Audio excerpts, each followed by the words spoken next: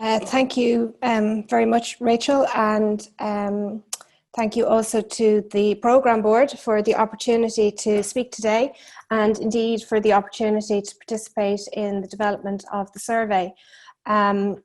Rachel's already explained my contribution and my background, and as Rachel mentioned, I'd also like to acknowledge that I wasn't the only service user representative on the board, and there was representation also from Dr. Cretia Lynch from AIMS Ireland. And I'd say I by no means had any monopoly on women's perspectives or women's representation, and I don't claim to speak for all women or be some kind of oracle of women's views, who could. But that's all the more reason why this survey is such a positive development and such a huge opportunity for our maternity services as we go forward to implement the National Maternity Strategy. Which brings me to the why. Why do this survey? And from a women's perspective, what's the point of the survey? So, I mean, part of the reason is because it's in the National Maternity Strategy, let's be honest. But the reason it's in the National Maternity Strategy in the first place is because it's so important. And it's important to inform us as healthcare providers, as stakeholders, and as service users about what is going on in the services and about how women feel about what is happening in the maternity services. It's important so we can learn from women's feedback, and it's important because it means then we can do something about the feedback that women are giving. And women are in a unique position to give feedback about the maternity services because they can give a 360-degree view of what's happening in the maternity services. It's only by listening to women's feedback that you can learn something about the maternity service experience in the round. The crucial thing about this survey that differentiates it from other surveys, and that I really believe that it will have been a big factor in women's decision to participate in the survey, is that you, the people who are reading this report and will be acting on this report, have the power to improve things for women using the maternity services. That this isn't for a journal or for a newspaper article, it's not for market research. This is going back into the service that women use and will be able to make things better. Women answered this call that you would make things better for them, and they're expecting that you will make things better for them, and not on paper and not in some sort of like a tick the box exercise, but in the clinics and in the wards and on the ground. So as I give my thoughts here on the feedback, I'd ask you as you listen to reflect on how you individually think you can use this feedback to make things better for women. Think about what the women are telling you and what you're going to do and what you can do. The experience of providing feedback can exert a huge toll for the person who's providing it. It's a very big thing to ask someone to do. And I think we estimated when we were developing the questions that it would take a minimum of 20 minutes to complete this survey. And that's without the effort of providing the qualitative feedback. And as Rachel said, there were some 6,000 comments came in qualitative feedback on the survey.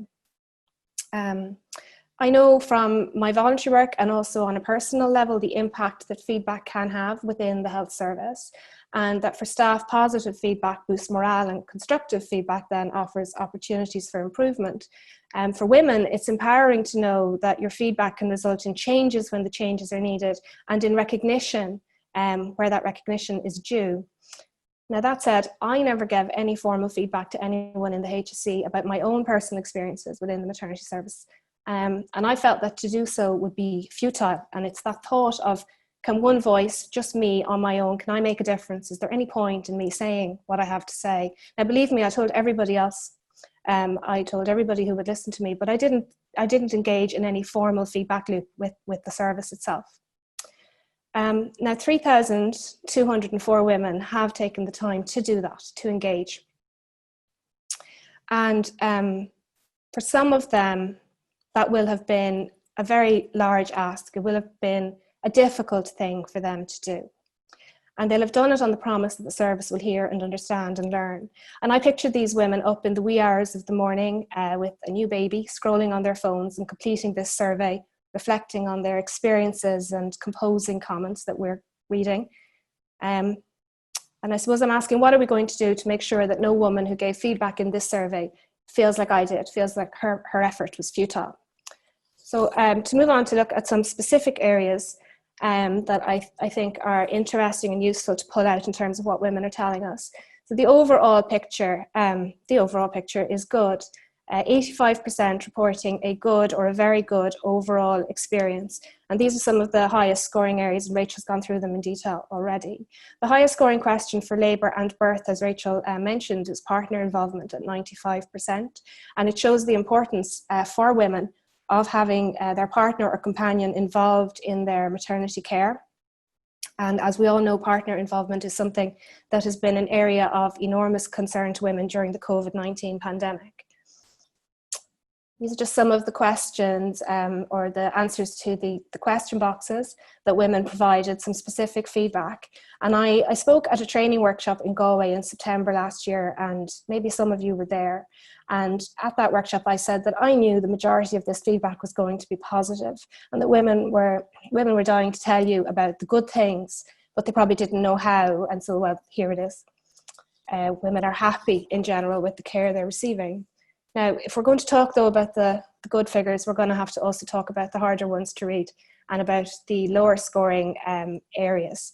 So 30% of women were saying that they didn't get an opportunity to ask questions about labour and birth afterwards, the debriefing, and the other list there of other lower scoring areas. And overall, we're looking at 15% reporting a fair to poor overall experience. So 15% overall, and these are the areas specifically that women are asking, will you improve on these areas? And some of the comments that were on the more negative side. And obviously these are hard to read. I mean, who of us likes having the areas where we're not excelling pointed out to us, but they're important to read, because these are the places where if we can focus our energy on changes, and both systemic changes and individually in our care, in our actions, there's opportunity here to make a really impactful difference for women's experience.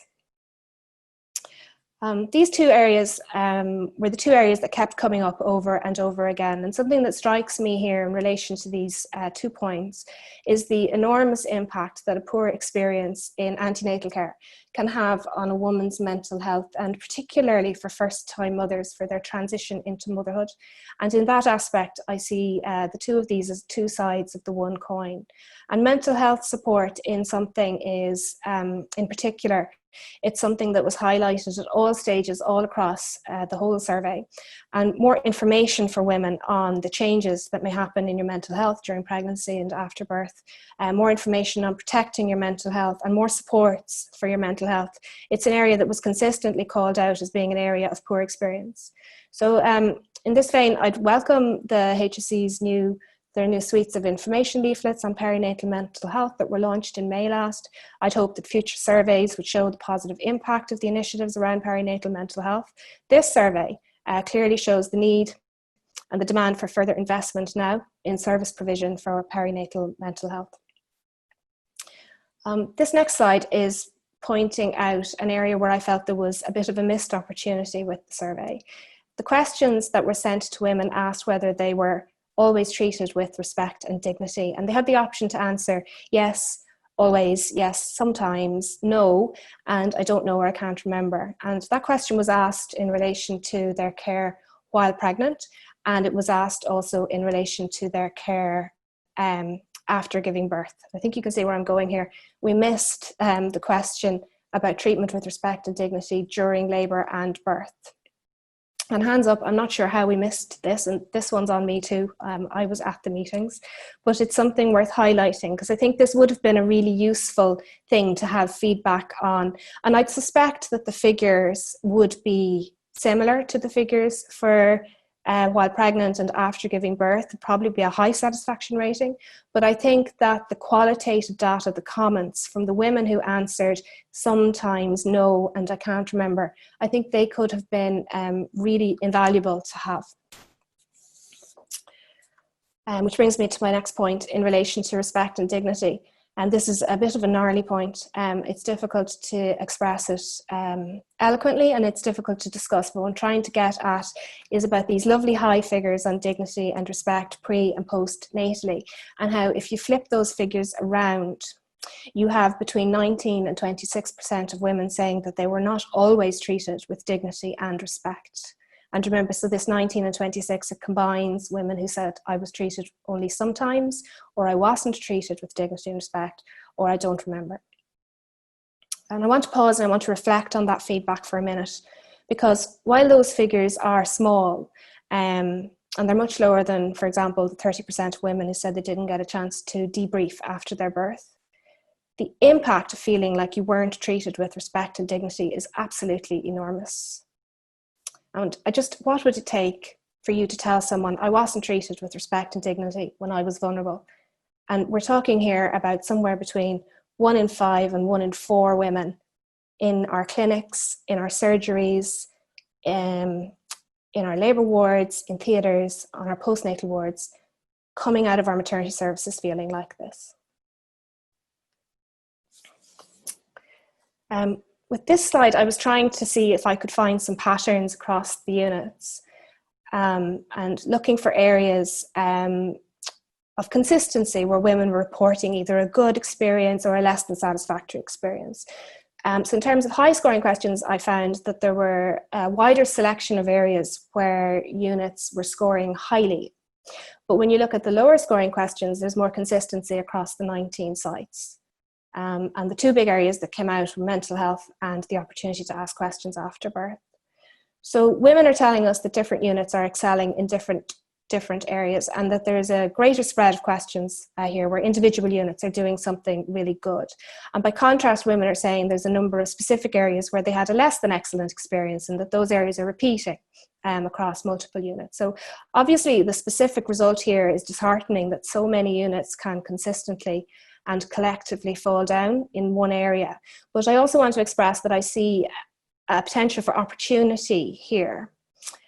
If you just take the question of mental health, it's a clear message from women spread all across the country and across all the units, that in a great number of our services, mental health is the thing that needs more support. And I know that there's work being done by the Programme for Specialist Perinatal Mental Health Services and by counselling and grief specialist midwives and their teams all across the country, and bereavement isn't something that was surveyed in this survey round. So services like that are really valuable for pregnant people and for mothers. And what we have here is a call from women for more of this, please, more of this across the whole service. So in short, areas of excellence are spread across different pockets of experience, but areas for improvement are clear and possibly therefore then easier to target. And then these last two slides are a kind of a wish list for me of things that I think, could we have done this better? Should we have tried to tease this out more? Can we try to find another way to get feedback if a survey instrument of this type isn't the most appropriate vehicle to gather that feedback? So this slide and the next one mentioned 3 areas where I felt maybe we could have had either more questions or maybe slightly different questions. They may not have featured in this way because another question was chosen to try and gather similar feedback. Maybe the nuance was difficult to formulate, and maybe it was an oversight. But I would have liked to gather feedback on these matters that I think are important to women. So feedback on the types of maternity care that are available and whether you had access to them and whether you were able to access them. And feedback on dignity and respect, and feedback on consent and refusal of consent. And then I had 2 things on my wish list that aren't in the final reports, dedicated reports for the MLU's Domino and early transfer home schemes, and feedback for midwife-led care. And of course, this is complex, and there isn't necessarily a way to do this in an instrument of this type, and it's something to be looked at and evaluated for the next round. But I raise it because when you read these reports and you read this feedback, I want to remind you that it's not necessarily definitive or complete. And just as I said at the start, I'm not an oracle and I don't speak for all women, and this survey isn't perfect and it doesn't ask all the questions, and maybe it doesn't necessarily ask the right questions all the time, and the reports generated don't give us all the possible categories of data that we might wish for in a perfect world with unlimited resources, both personnel and financial. So it's over to you. This is where you, the healthcare providers, the stakeholders, the people using the maternity services can take this effort as a start and take this feedback as inspiration and continue the work and roll this over into momentum for improvement. Because that's what this was for in the first instance. And we want to make sure, and I'm asking you to make sure, that no woman will feel like her contribution to this survey was futile. Thank you very much.